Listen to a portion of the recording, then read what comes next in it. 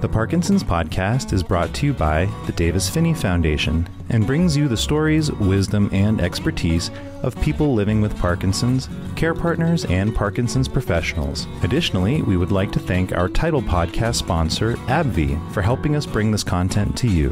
AbbVie is committed to recognizing the uniqueness and needs of each person living with Parkinson's and delivering innovative solutions for patients, care partners, and clinicians. In this episode, panelists talk about love, relationships, care partners, and navigating these areas with Parkinson's. Hello and welcome everybody. Hi, Kevin. My name is Melanie Dizon. I'm the Director of Education and Content at the Davis Phinney Foundation, and you are here at our Living with Parkinson's meetup. Tom is going to lead us today in a really fabulous conversation about, well, I think he is. I don't know where he went. He's going to, we're going to talk about love and relationships and care partnering and all of that. So what I would love to start with, as we usually do, is just, I'm going to call on you and we'll go around real quick for those of us who are new in the audience to just let people know who you are and why you are a part of this fabulous panel that we get to meet with every month. So Doug, you're the first on my screen. I'm sorry, I was tuned out. Are we just introducing ourselves? Just say hi, who you are, where you're from, and then how you got involved in this panel. Okay.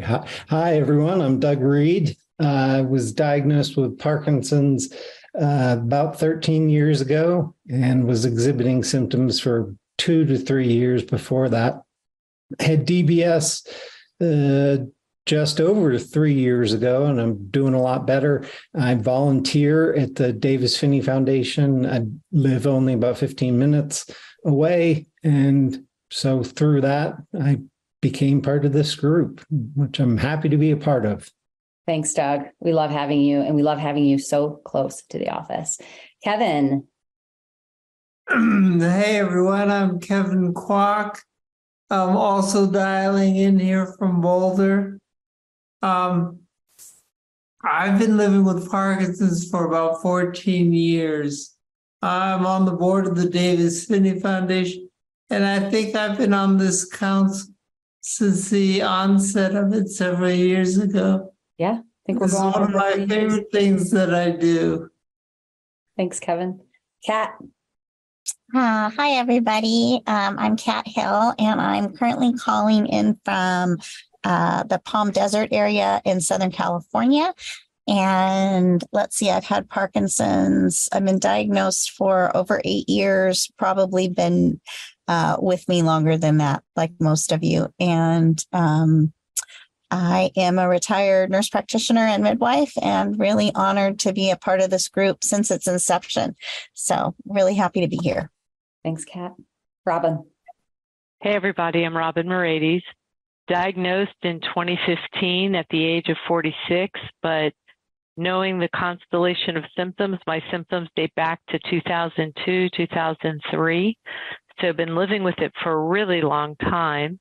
And I got involved with the panel because I became friends with Amy, who was on the panel, and she had done that for a couple of years and decided she wanted to step aside, and she nominated me. So I'm really glad to be here. Thanks, Robin. Amber. Hi, I'm Amber. I'm in El Paso, Texas. I've been living with Parkinson's for, I don't know. Math, I think like 8 years. I started sharing my story on TikTok, and it introduced me to some wonderful people. And actually, Kevin introduced me to the Davis Phinney Foundation, and that's how I got involved with the panel. Thanks, Amber. Hey, great having you. Brian. Hi, I'm Brian. I'm in Huntington Beach area in Southern California. I've had Parkinson's for 12 years and have been working with the foundation for 5 or 6, I don't know, maybe 7. We were the second group, my wife and I were the second group of ambassadors brought in when there was just 7 or 8 of us. Before there were, what are there now, 60? 89, I think. Something crazy. It's growing, but it's beautifully growing. So anyway, that's me. Thanks, Brian. All right, Tom, I'm going to let you take it away, introduce yourself, and then you go for it. I'm going to step aside and let you do it. Well, okay. Thanks. Thanks much, Mel. Hi, everybody.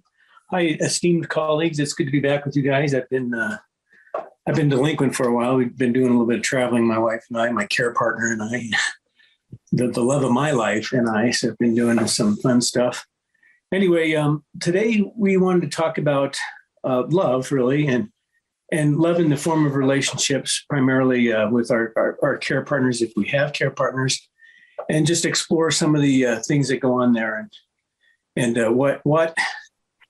what kind of impact Parkinson's has on both the relationship as well as the people that, just our family and friends and whatever. So anyway, love conjures up an array of interpretations and meanings and definitions. I think the Greeks have had 4 words they use to describe love, 4 different kinds of love, according to the Greeks, and they're good guys. It's even been defined as a drug by troubadours and poets, for that matter. And today, I think, we all see love as sometimes it's messy and sometimes it's complicated and sometimes it's just difficult. But at the end of the day, I think we all enjoy the benefits we get from being in a relationship and being in love and that type of thing. So this isn't really about intimacy. This is just about how the word love fits between Parkinson's and relationships. And again, on the heels of Valentine's Day, we thought this was kind of appropriate, a day dedicated to celebrating that emotion. So we want to take a look at how it impacts the relationships with the ones we love, spouses, significant others, kids, family, friends, neighbors, and of course, care partners. And then we also want to explore how people who don't have a care partner deal with things like that. So again, my name is Tom Polizzi. I was diagnosed in 2008. So it's been a number of years I've been playing around with Parkinson's. I was 48 years old at the time, and my kids were home. They were they're just starting college, about that age, and high school, beginning of college. And it had all kinds of impacts on our relationship with them, myself and my wife, and nothing bad. It was just difficult. It's something we had to navigate through. And my kids are older now. We're all 16 years older.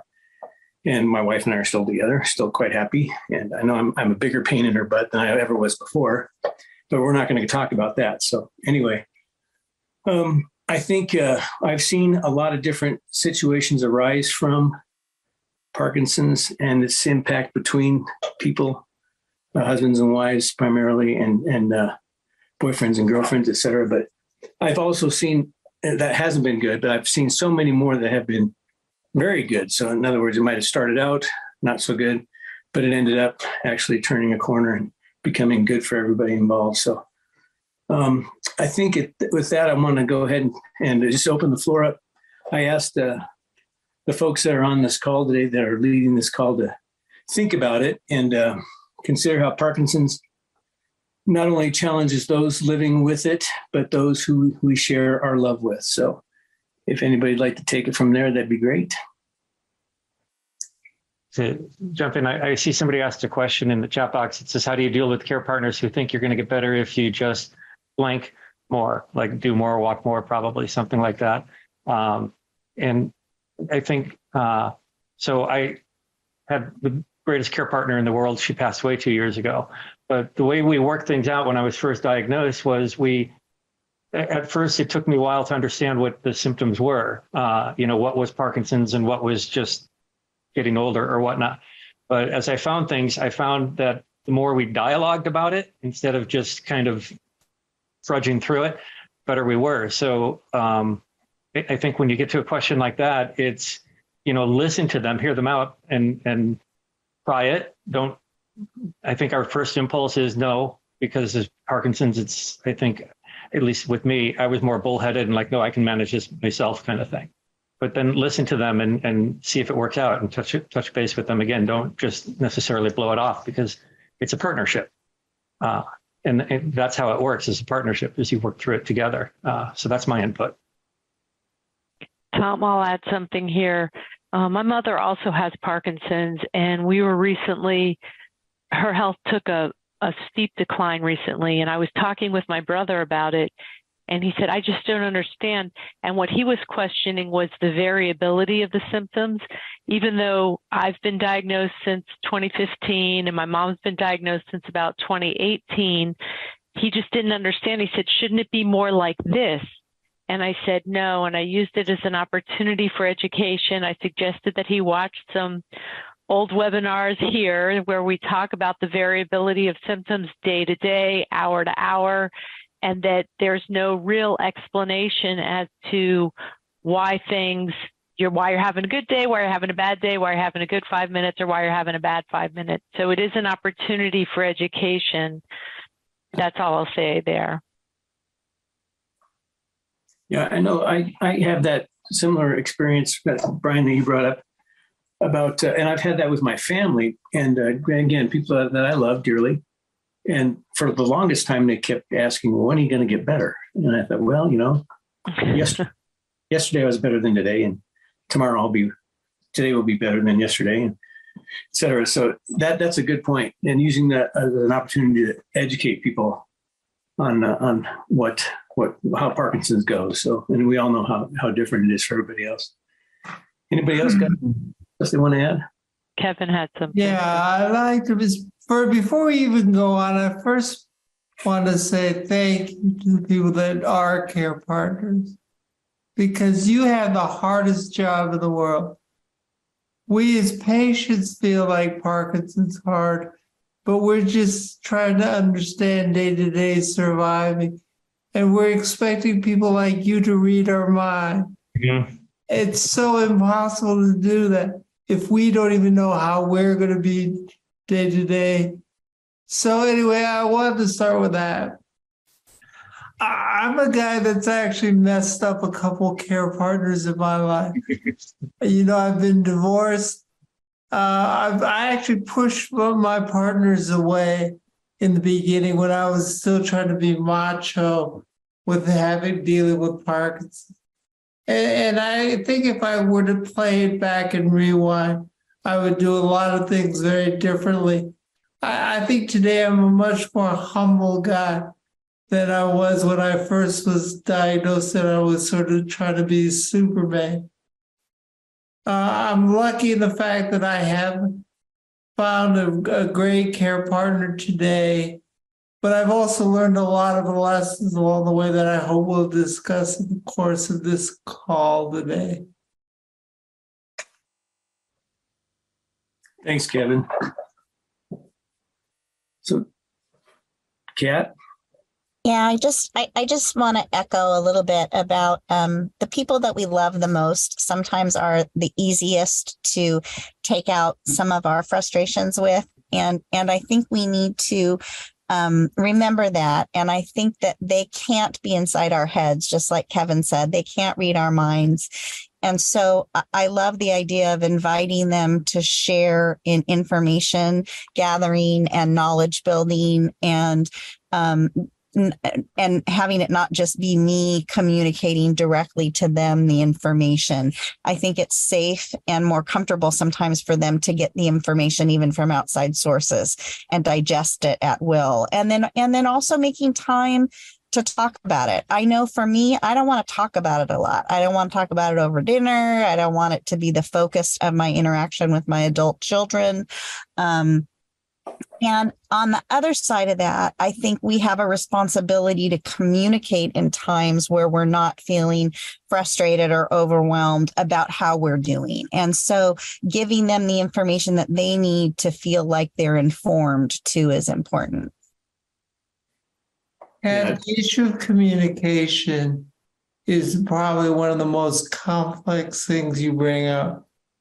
Because I find that as I progress, my ability to articulate words, even to hold a conversation where I'm getting my point across, becomes more challenged. And oftentimes what's happening for me is I withdraw. You get into a confrontational conversation and you want to get your points in to try to explain what's going on. And instead you just sort of sit there and just absorb it. That is not effective communication. And I'm really guilty of not saying what I feel in a non-emotional way. And you can't hold your partner accountable if they don't know what you're thinking. But it's a the issue as we progress with Parkinson's is it's hard to get words out. It's impossible to type. It's just really challenging. Yeah, thanks, Kevin. I agree with that. It's I'm slower to get out of the car, so my wife will get out and she'll take off for wherever it is we're going, and I'm always lagging behind. We'll go for walks, and I'm always lagging way behind. All kinds of things like that we deal with. There's the conversations, like you pointed out, where we start talking to each other, and I get distracted easily, or I get confused easily, and so that it's got a lot of challenges. I think on the other side of the coin, I think it's brought us closer together in a way that we didn't anticipate we would become. So that's been, I guess, in a way beneficial, but it's brought me closer together with a lot of people that, like this group, for example, who I didn't even know prior to that. And then that's also opened a lot of doors. So I think as far as relationships go, it's easy to love others that are like us. And I think it's been more important for me to be able to share that love for people like us with people that don't have Parkinson's, to help them understand, what we go through to get through the day. So what other comments we have? And then I'd like to switch it over to talking more about asking the people that don't have care partners if they have some points they'd like to deliver. So anything else? Don't forget Heather, she's got her hand raised. Oh, does she? I'm sorry, I can't see. Before you switch topics, speaking of lagging behind, hi. Hi. I don't know how everybody gets everywhere on time. I started off 2 hours earlier, and all of a sudden meds went off. I was completely frozen, literally like a stone, thus the dystonia. And then I fell in the shower, and I could not get moving, no matter how hard I tried. I've been looking forward to this forever. I love talking about anything with you all. And I was so upset that I had to calm down and use some meditation techniques before I got online to calm myself. And I'm not hurt at all, just my ego. So what I wanted to add to what you were just saying, though, it is imperative that we recognize at times that, quote unquote, I am the monster. Before I get the torches coming after me and the pitchforks, I'm not saying everybody with Parkinson's is a monster. I'm saying Parkinson's itself hurts everyone around, just like being a werewolf. We cannot predict it. We cannot always control it. We can do our best to communicate. And please do try not to take things personally if you're a care partner. We love you. We need you. It is a relationship that is based on trust. And we all deserve dignity in this process. And I just want to say thank you, thank you, thank you. If you love someone with Parkinson's, if you're around someone with Parkinson's, we know that you take a hit too. We're all acknowledging that. And I just want to say thank you so much. I just want to add that to the discussion. Thank you for letting me talk. Thanks, Heather. That's awesome, as always. I wanted to fit along with what you and Kevin were saying, and with the care partner and the communication, and how sometimes we really expect them to read our mind. I think also as symptoms become more of a reality, they're trying to figure out when to help and when not to help. I remember when the word finding first got difficult, Lily would jump in right away with the word she thought I was going for. And that frustrated me even more because I wanted to work through it a little bit. You're smiling, Tom, like you recognize that one. Or the walking across the street and I'm going slower and she wants to help. So there's times where you don't want the help, like you want to work through it to get a little bit better. And there's times like I wanted to try to find the word. I didn't want to be enabled, or I wanted to walk even though it was difficult. I needed to feel it my own. So it was a lot of back and forth in communicating, like, that really didn't work, or I need time to find it myself this time. And then other times it's like, why aren't you there? So it's always an effort of communication. I think that's the biggest word. With care partners comes communication.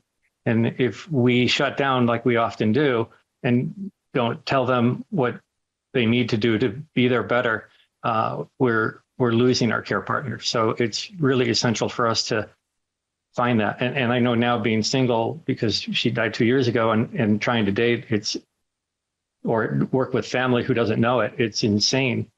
They don't understand it at all. And I don't know how to begin to educate that. But I think, there's got to be a resource that they can get to that's easy to synthesize, but all our symptoms are so different. I don't know how to do that. Hey, Tom, someone put in the chat something related to what Brian was just saying. This was some while ago that they put in the chat. How do I, my care partner helping versus controlling all my actions, and kind of how do I navigate that? And I'm a big one for not only have the conversation, but try to make it fun to the extent you can and not to take it personal. So I'm a big one for having a code word, a stupid code word like pineapple, so that everybody knows this code word signifies something. It means I just need help right now. I feel like you're controlling me. If someone's, kind of in your business and you go, hey, pineapple, it doesn't get as personal as stop trying to control me. So I'm all for strategies that you can have a serious conversation, but you can bring some levity into the delivery of how you guys are doing it. And if you've been together a while, you're going to know your pitfalls, you're going to know your booby traps. And so you just try to sidestep those with some strategies like that. Pineapple. Jump in and add to that just what you added at the end. Sorry, Kevin, but laugh about it as much as possible together. Yes. One night my tremor was really bad in bed. I have a leg tremor, and my wife said, oh gosh, it's like one of those cheap hotels where you put a quarter and you get a free massage. You laugh at these things. Sorry, go ahead, Kevin. Have any of you seen the movie Love and Other Drugs? Yeah. It's the story of Anne Hathaway, who's a young onset Parky, and her significant other, Jake, I don't know how to pronounce his last name. Gyllenhaal. And there's one scene where he's at a support group meeting asking another spouse any tips, and that husband says, run away, get as far away as you can.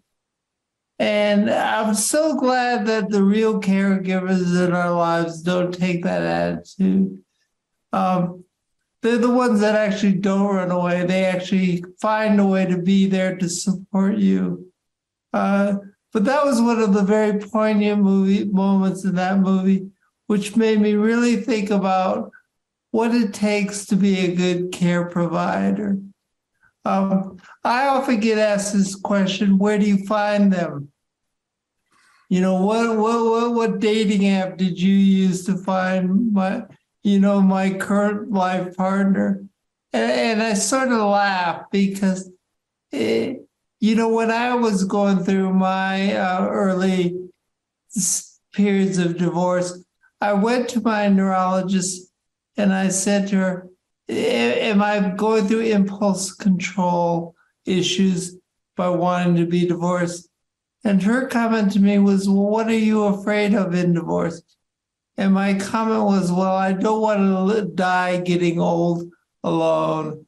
And she just started cracking up in front of me, laughing. She goes, you're the last person in the world that I thought that I think of as being alone, which kind of gave me relief. It's a relief that we are actually pretty interesting people once you get beyond some of our quirkiness. We're empathetic. We see life in a very different way. But I'm just curious to hear from others where you find your partners in life. Well, I'll go.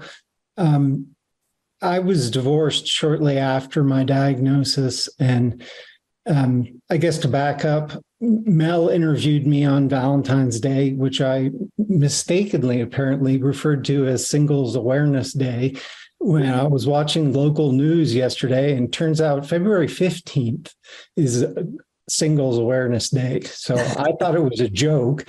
And apparently there's a real thing. But after the interview, or actually yesterday, I got a Facebook message from a stranger, and turns out he was a similar case, young onset, who had been divorced or separated from his partner.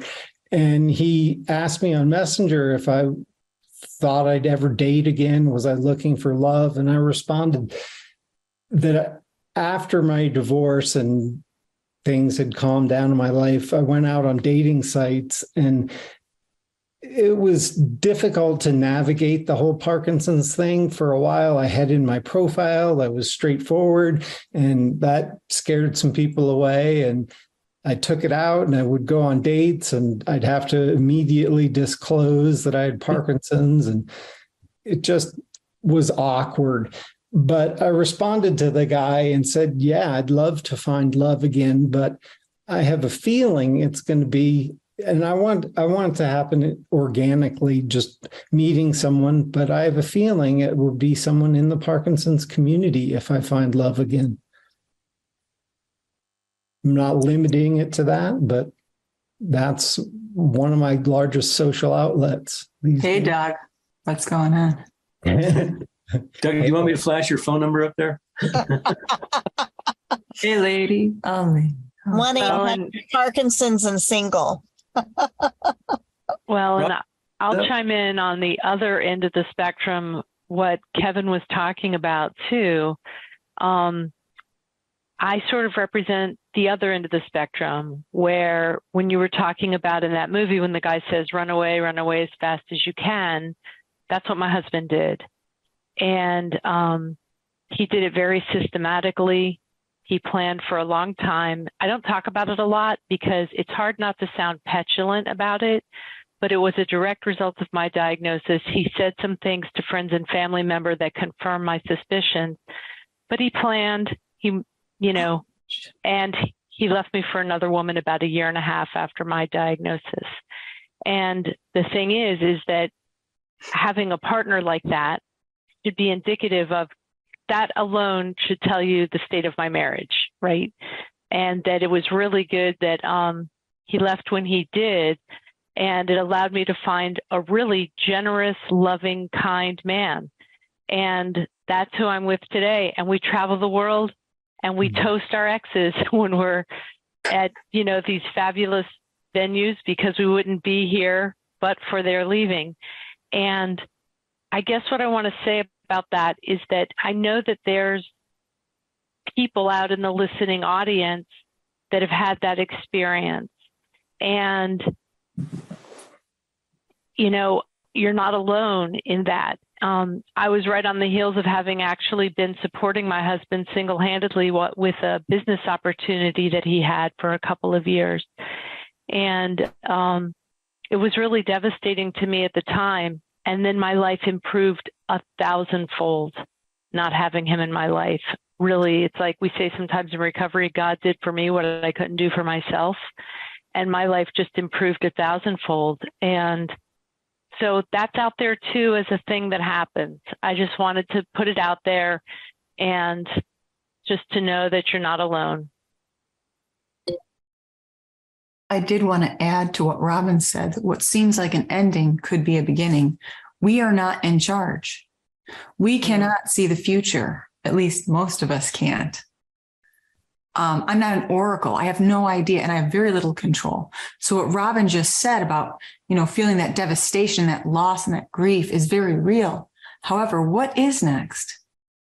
What's there? There might be something else there. So just stay open.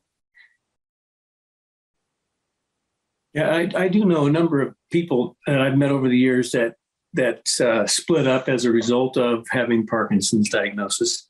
And but a lot of those people, by the time I met them, they had united with another person with Parkinson's. And I thought, well, I thought that was really kind of cool.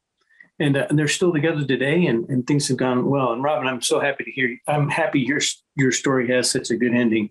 Yeah. I think it deservedly so. But I think, a lot of us maybe lose friends as well. And I think that's happened to each one of us, I'm sure. Friends that don't want to deal with the situation.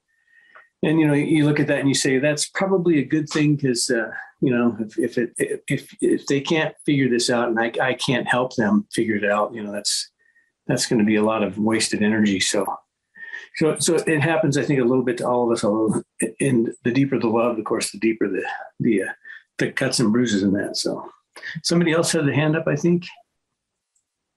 Did I miss something?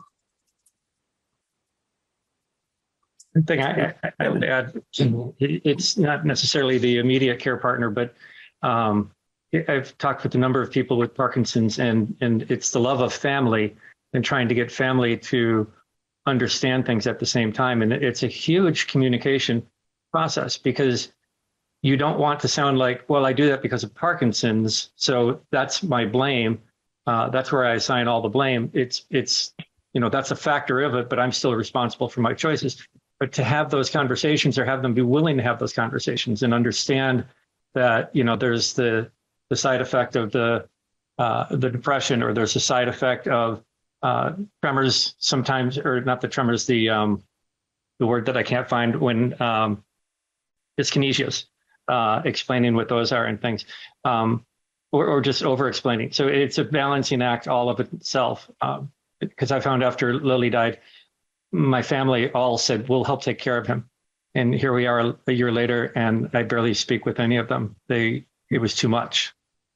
So I'm trying to figure out that balance. So that's a really hard thing that I think many of us can relate to, even if you have kids and stuff too. Mm. Yeah, I think that's some really good points there, Brian. I know with my kids, they're older now. My son just got married, and they're trying to start out on their lives, and I don't want them to keep always having to look over their shoulder to make sure I'm okay. And you get that feeling as well. You don't want to be a burden on those people that you love as well. So that's always kind of difficult. So, Kat?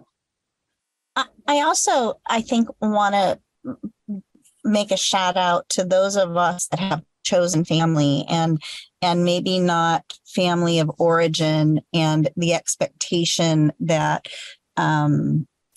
that it is even our children's responsibility to care for us as we age. And some of what I feel very strongly about, having been a nurse and having been the one taking care of people, is that I really don't want my family to have to do everything for me.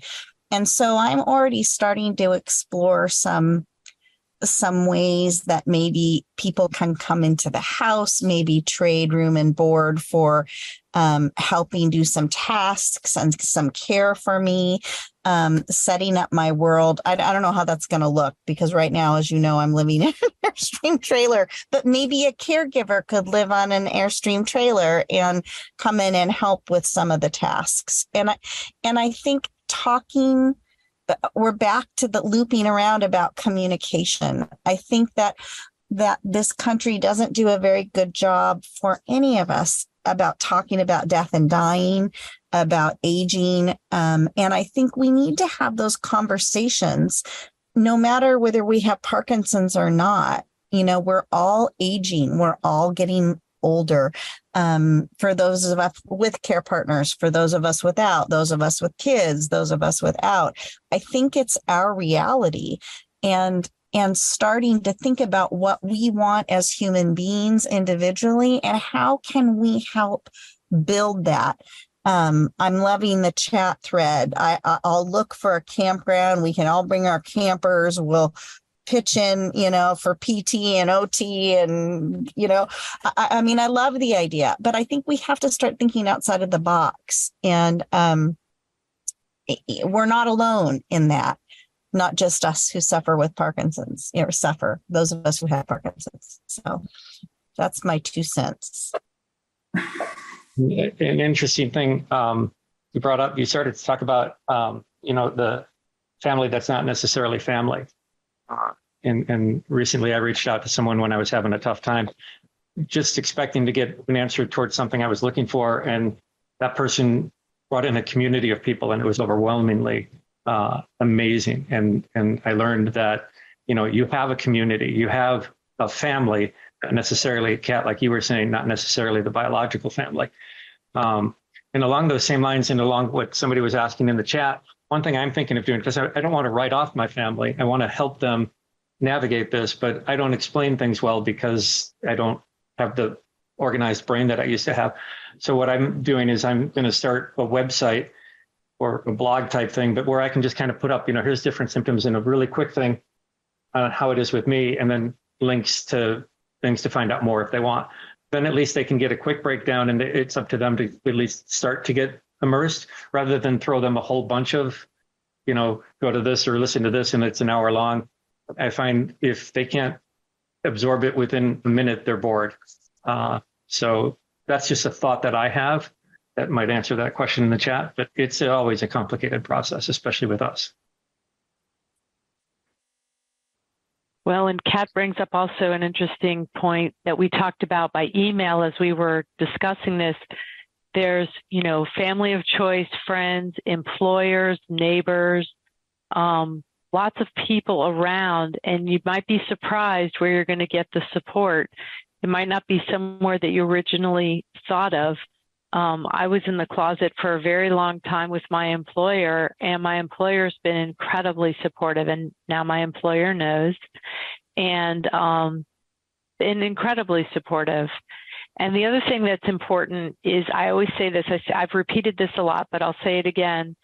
One of the best determinants of outcomes and quality of life is how someone answers the question, I feel lonely, true or false. It's imperative that we have these social relationships for our quality of life and our long-term. Everybody on the planet, their long-term outcome is death, right? Everybody's long-term outcome is death. It's how you go on the way there. And relationships make all the difference in that quality of life. So true. We're not meant to be alone in this phase of our existence. So, whatever you can do to mitigate that, by all means. Heather, you had mentioned something that you wanted to bring up. I think I saw it as okay. I wanted to echo the common theme that I've been hearing for years, is that they just don't understand. I've said it. Other people have said it. I wrote something about the gift or the poison of having Parkinson's.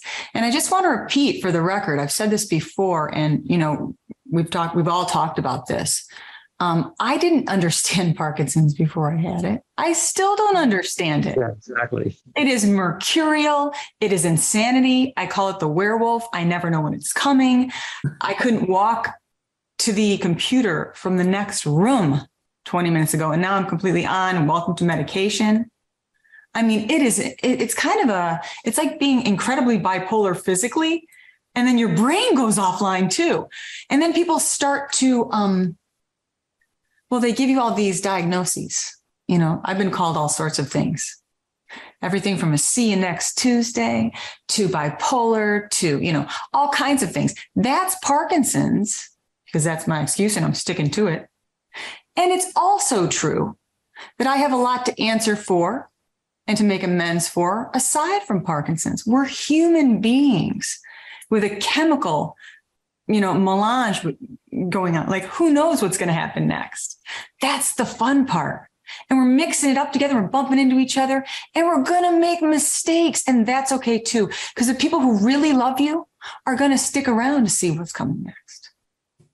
And if they don't, if you feel betrayed or abandoned and you're really listening here today, I want to remind you, what you're seeing is the capacity of others and your capacity. We're all shining, we're all reflecting each other with masks on. We love to think that we're a certain thing, but really we're a lot of things. We love to point out, oh, look over there, the narcissist, or look over there, the bad guy. We're sometimes the bad guy or the narcissist or whatever. Pain makes people self-absorbed. And that's okay too. I just want to add all that into the mix as we're talking about relationships and all this stuff. And back to the community. We do have someone talking about adaptive housing. And boy, it is a vision of mine to end up there someday. So that's all I wanted to say for that. Thanks. Good comments. Great comments, Heather. We so appreciate you and your insight.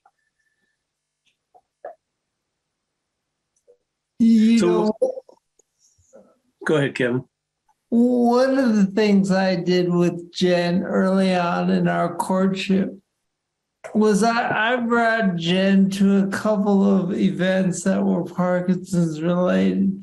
just sort of as a see what you're going to get. So the first one I brought her to was a Parkinson's ski week in Breckenridge, where there were people like me who were still able to ski on regular skis, all the way to people in wheelchairs. And we were all housed in this lodge. And then I invited her to come out and spend the night with us. And she could hear it through the course of the night, all these people going through REM sleep, fighting out their battles. She could see the range of all of us. And at the end, I said to her, so now that you've seen this, do you still want to stay together?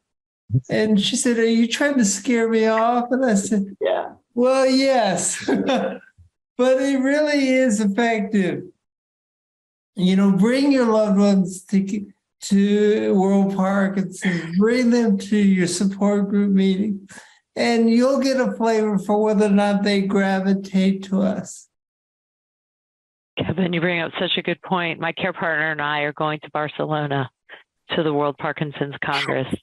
And then we're riding our bike. Then we're riding our bike from Normandy to Paris. Are you really? Yes. Yes, that's not ambitious.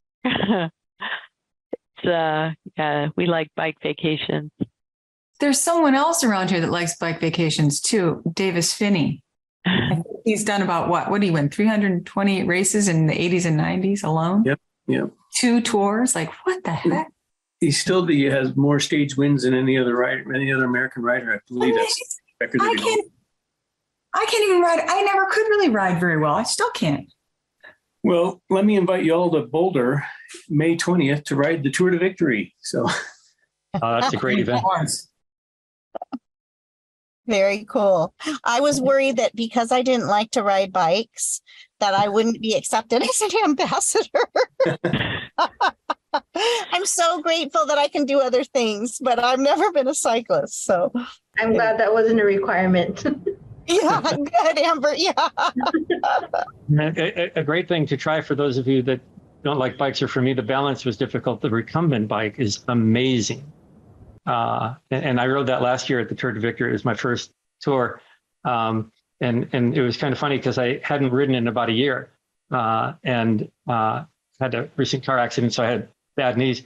And we start out, and Tom and I are together. And next thing I know, like 25 people passed me. And there was only 25 people doing 10K or something. Mm-hmm. And I just got the second wind or something. I passed everybody and made it, because the recumbent, you're more built to kind of go at whatever hill or non-hill type thing and keep moving. And I think that's what kept me stronger. Whereas on the bike, they pedal really hard and then they brake a little. And so it's a lot harder. I just find the recumbent with my Parkinson's so much easier. I don't have to worry about the balance. I can use my legs more. I can use my hips more. And that enacts muscles that are not getting a lot of attention with the walking. So try the recumbent if you haven't. It is amazing. I love mine. There's also virtual riding, Brian. I know Tom leads the class, and there's an upcoming 7-day event in March called the Wahooligan Tour, which is a virtual ride where 3,000 of us from around the world all ride together. Wahooligan? What do you call it? Wahooligan. It's through Wahoo. Oh, God. It used to be called the Tour of Sufferlandria. That's the one where it's a big fundraiser for Parkinson's, Davis Phinney Foundation. It's for the Davis Phinney Foundation, our largest fundraiser. Yeah, I met a guy who was I guess they're called a knight or something like that when they get way up there in Sufferlandia, because they've raised a lot of money. I have something that I'd like to ask some of the panelists. I was talking to Mel about it before we went on the show live, which is that I can feel that I feel rather defended about the fact that I have a partner, but right now I don't really have a care partner. And I'm sort of afraid of crossing that threshold. What it says about me, I feel like I'm fiercely independent, and I'm afraid of like the progression of the disease. There's no other way to say it. And so I'm curious from people who have kind of crossed that threshold, what advice, you give or what reflection you have. I mean, what's weird about Parkinson's is that in a way it is so slow. It's like a turtle running a race. I mean, it's just like, when am I going to cross that invisible line? Will it take me a long time to cross that invisible line? I'm with you on that. I'm single, like extremely single, have been for over a decade. I have my kids, but they're barely entering teenage years. And I feel like even with my parents, I have a very supportive family. I'm Hispanic, so my entire family lives here and are all very willing to jump in and help. But I feel like I need to show like I can do it on my own. Like, don't help me. But then there's times where I'm like, why isn't anybody helping me? So I am on both sides of the coin. I'm like, don't pity me. Don't look at me like that. I can do it on my own. And then I'm like, why aren't you helping me? Pay attention to me. So I'm interested to know how you allow people to help you out when you need it, because that's a big struggle for me. Yeah. Yeah, I don't have a lot to add, except that I'm going to come back to the communication piece. That I'm exactly like you, Amber, and I have a care partner. I'm like, I've got this. Don't tell me I can't do this. And Ken and I just had this just before I came down here for this call. So I wish he were on here. I'm like, I'm so sorry, honey. I was really nasty to you. But anyway, I don't have the answer to that, except that when I'm not in that moment, I have to have a conversation. I promise to ask you for help when I need it? Will you promise not to just automatically offer? It's the same thing with finishing my sentences or problem solving when he can tell I'm having trouble with something functionally or with my hands. I want so badly to continue doing it as long as I can. And so I don't know about you, Amber, but it helps me to like say, Mom, Dad, cousins, kids, please know I promise to ask when I'm ready. But then we have to promise to ask, Amber. That's the problem. I know. It's mine too. I hear you. But then we've got to do it, though. We got to do it, sister. Those are excellent points. Good path on the topic here. I think that's it's important. I think also that the love go two ways, right? From we see that come from our care partners, and it's good for us to return that to our relationship. So, for example, my wife loves to travel, and it's getting harder and harder for me to travel.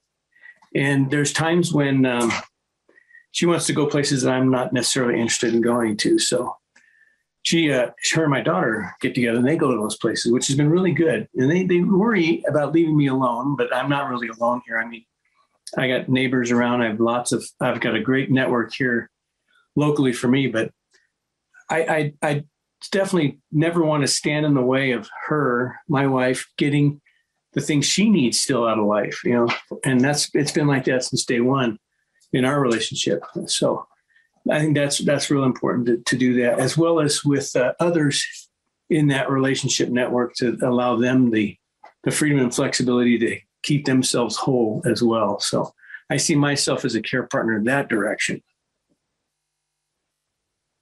And another thought that popped into mind, and this might help Amber, I'm not sure, because I find when I'm in a support group for Parkinson's, especially if I find a young onset, I can talk about these things and I can hear what other people are doing and get some really good ideas. It's harder to find that, but I think when you get a really good support group, you're verbalizing your issues at least to somebody, and you're starting to find a way to maybe bring it to your loved ones. And maybe it's just sharing with them, hey, I had this struggle and here's how I worked through it. Don't need your help. I just want you to know, here's how it's going. So if it becomes a problem, just a random thought that popped in my head. Anyway.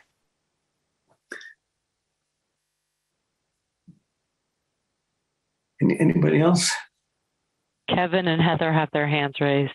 Oh, I'm sorry. I can't see the hand thing myself. The top of my screen disappears. Yeah, the way I envision our life right now is, first of all, we've got a lot of years left, and this journey is not it's not like the way the stock market works, where you have quarterly earnings and you have to hit marks. We've got decades to think about. Robin, you're part of that. It moves really slow. Well, sometimes you blink and it goes dramatically different, faster than you realize. And I think that's what happened to my mom. Yeah, that's kind of how I was experiencing it. The first decade, I tried to deny the need for help at all. So I would not let my spouse come with me to appointments. I would insist on doing everything. I was not going to be the one pushed in a wheelchair 20 years down the road with my ex in there. But that to me was my fault. And I think when I commented earlier about ruining a relationship, the ego pride thing really got in the way. So there is an art to accepting help, Amber, that I'm starting to understand and really appreciate. And the fact that I have a partner today that can actually predict, she's gotten to know me well enough to know when to back off. I mean, very simple things like she'll ask me a question and I'll be so busy doing one thing that I hear the question, but I don't answer. I get this pregnant pause that may last minutes, and then I'll come back to it finally. And by then, my partner's thinking, well, I'm just being really rude, or I didn't hear it at all.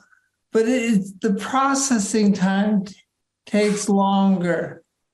And I sense that as the years go by, that's going to get more and more pronounced.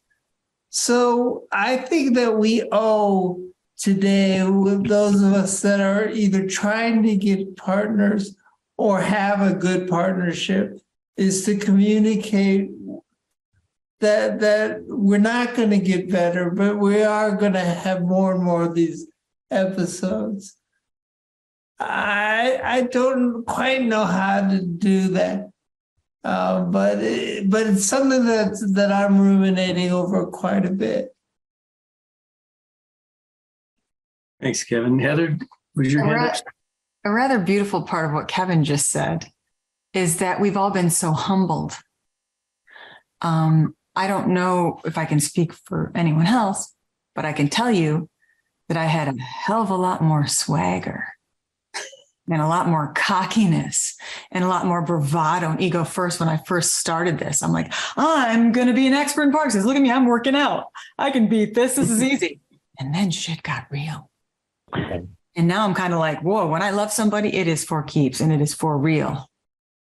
Like I don't waste my time, which is going like this on anything that's not based in what I see as truth.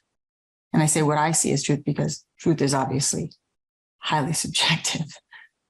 But at the same time, that love is coming mirrored from all about. We have so much support around us if we just know where to look for it. Mm. So I just want to keep adding that in. If you feel alone and you're out there and you feel like you're just really struggling, we mentioned isolation's a killer. Robin's mentioned that. Many people, Lori Mishley. Just find it. It's there. And I also mentioned in the chat that one of the features of trauma is being fiercely independent. Don't forget to ask. Have a winner. Yeah. Don't forget to ask, right? Anyway, thanks for. To keep in mind with what you're saying, Heather, about finding someone to talk to. Most of us are on the Davis Phinney Ambassador website page. So there's that avenue, but more so find somebody who is in your area that's in the Davis Phinney Ambassador group. and reach out to them or try other groups. But the more you can get in touch with people that are going through the same thing you're going through and not be alone, the better off you're going to be. And it's back to what Kat was saying, where, the family are the people you choose. So. For sure. And again, I'll echo it again. Don't be afraid to ask. I get phone calls and emails all the time from people that are either newly diagnosed or just have questions or want to know more about Social Security disability or what have you. And I love to help people like that. I really love to meet people like that need the help and are willing to get asked for the help. And I can't be there, of course, for everybody, but if you ask me, I'm there. So, Kevin. Yeah, let's not forget about support for our care providers. They need help and support too. Just like we need each other here in this chat to share ideas with and know that we're not alone. The care providers need help too. I used to tell my support group, pay for a massage for your care partner or get them to go out with a friend somewhere and do something special, total getaway from Parkinson's, and just give them that space and honor them with a special gift with it. That's the best thing you can do. Yeah. Thank you. I wanted to just read a couple of things. Peter says, regardless of my PD, my wife and I have our own different interests and activities. Having our own space as well as doing lots together is so important. Great conversation, you guys. Let's see. PJ said, this group is awesome. Wish this session was longer than an hour or twice a month. Colleen, this has been great. Thank you. I so enjoy the group. Michael, this was wonderful as always. Thank you so much for sharing. Fantastic as always. So you guys are, a real hit is what it comes down to.